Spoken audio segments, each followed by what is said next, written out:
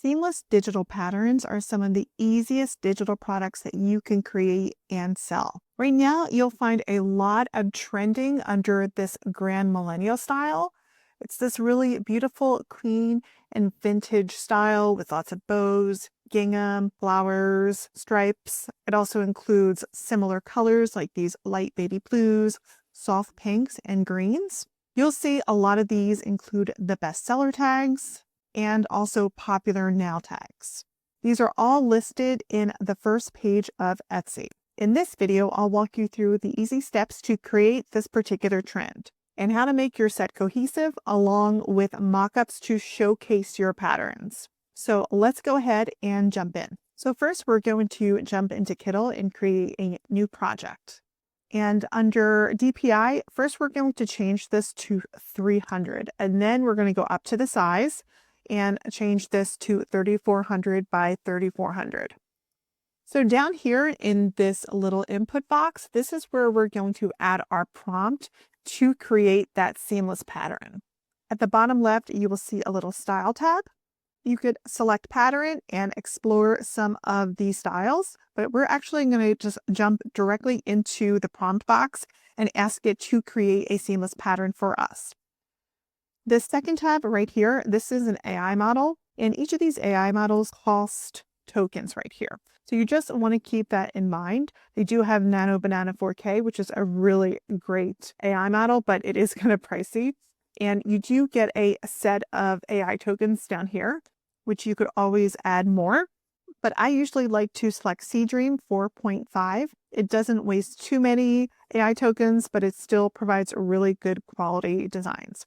So let's go ahead and select that.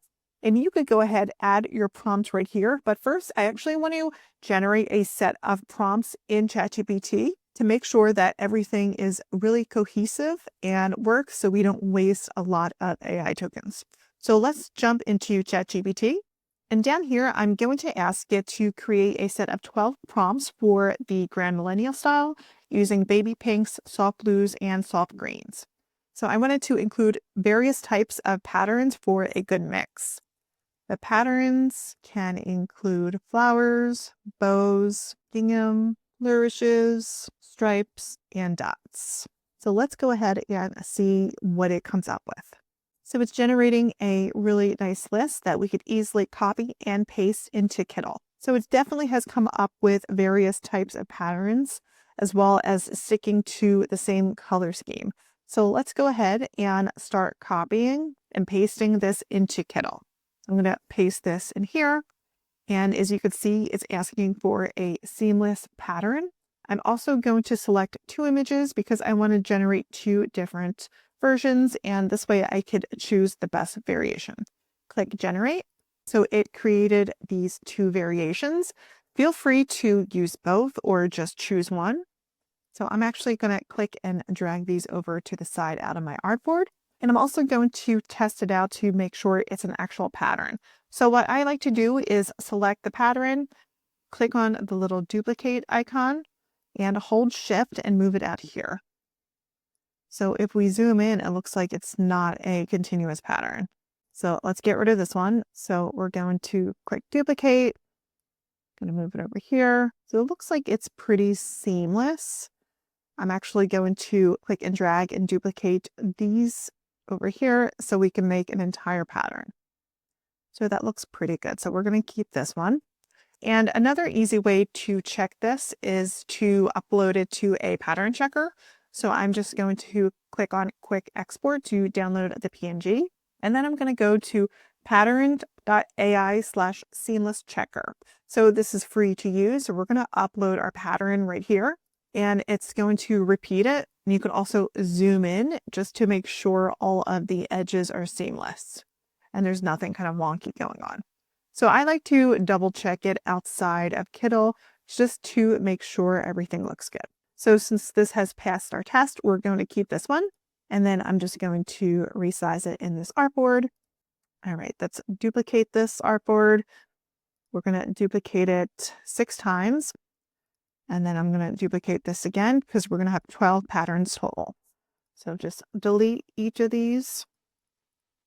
Now we're going to go back to ChatGPT And we're going to copy and paste each of these into this prompt box down here. So I'm going to go ahead and do that. And let me just speed this up to save a bit of time. All right, so I went ahead and generated them all.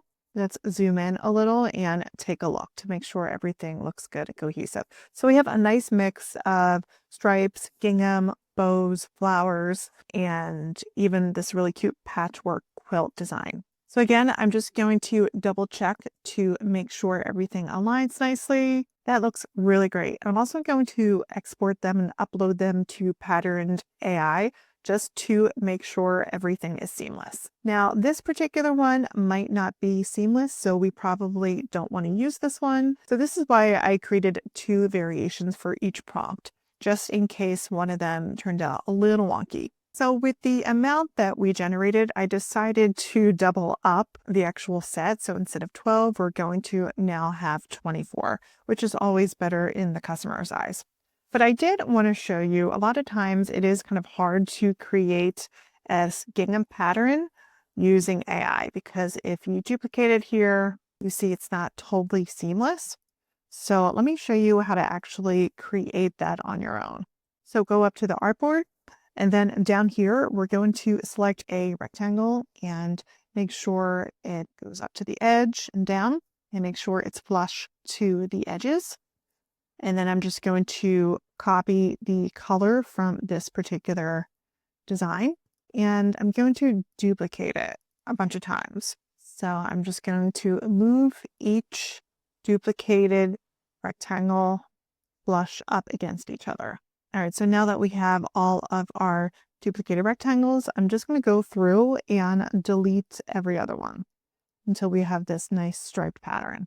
Click and drag and make sure it's a little larger over here, because we want that last one off the edge, because this way the pattern kind of flows nicely. So you have the starting with this one and ending with this one. And then I'm going to click and drag all of them, click and duplicate. And while that's still selected, I'm going to grab this little rotator and rotate it 90 degrees. And we're going to make sure it's flush with this edge. So as you can see, all of the edges are not similar. So while that's still selected, I'm going to go under the color and just lower the opacity. I'm going to lower it to 60. I'm also going to click and drag over the vertical stripes, then reduce that to 60. So now we have this nice pattern. So I'm also going to add some texture. So select the artboard, and then over here, select the textures icon on the left sidebar. And while your artboard is selected, we're going to select one of these. Nothing's too busy. So as you can see, it's added this kind of vintagey grunge effect to it. So now we have our set of 24. Click this little export icon up here, and it will select all of the artboards. And then we're going to click and download. So for this last step, we're going to create some mock-up listing images. So I'm going to select the little t-shirt icon over here, and I want to create actual physical items with these patterns. So this could help our customers envision these patterns on actual items. So I'm going to do a search for a bag. So I'm going to select this bag right here. It's nice and clean and easy to read. And I'm going to delete this placeholder. So this is where we're going to add our pattern right here. So I'm going to paste in one of my patterns, resize it, and it's going to add the pattern directly to this mock-up where you could resize it. Let's go ahead and look up a tumbler. So I'm going to select this one. So I'm going to copy one of my patterns, delete that yellow placeholder, and paste it in. And I like that you could adjust it directly on the mockup itself.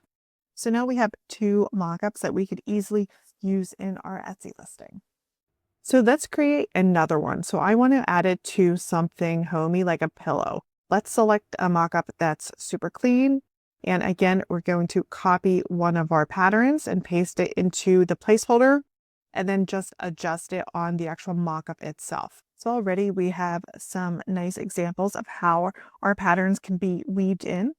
And the last one I want to showcase is an actual card. So people could essentially use your patterns on pretty much anything, including a greeting card. So let's select this one. I'm just going to speed it up a bit.